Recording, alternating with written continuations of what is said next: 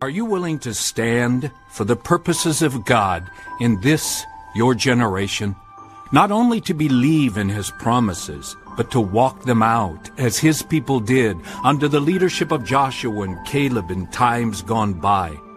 Rather than just reading books and biblical verses about it, come with us in this film of highlights of the International Christian Zionist Feast of Tabernacles and see how one can be totally involved in the prophetic events concerning God's people Israel.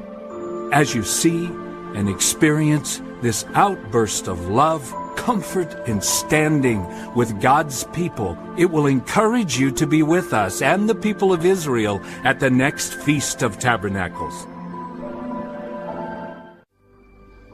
It is quite amazing when you read the amazing story that God has longed for so many centuries, to bring His people, after having dispersed them in anger, back in great favor to their land.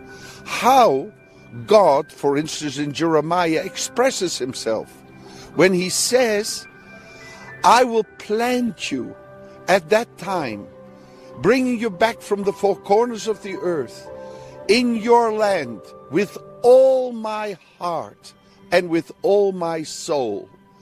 And that against the background of so many Christians who have no heart and no soul for the very thing that their own God and Father, whom they trust through Jesus Christ to be their Father, is so full about.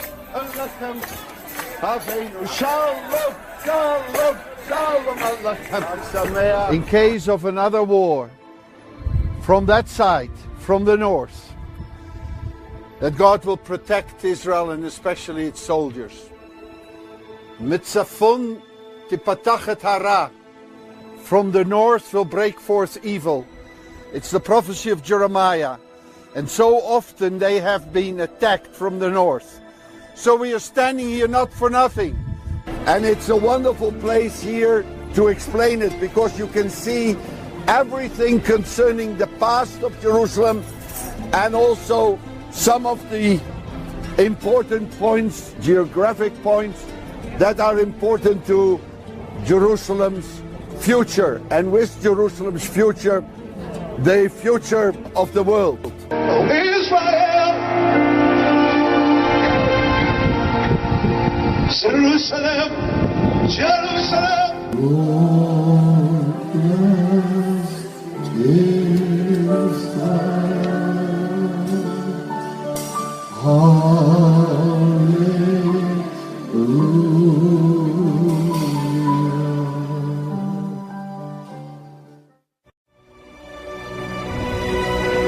Just as Israel had to possess God's promised land by way of going through the water, first through the Red Sea and then crossing the Jordan, we as believers likewise can only enter into God's salvation and His best by going through the waters of personal repentance and faith.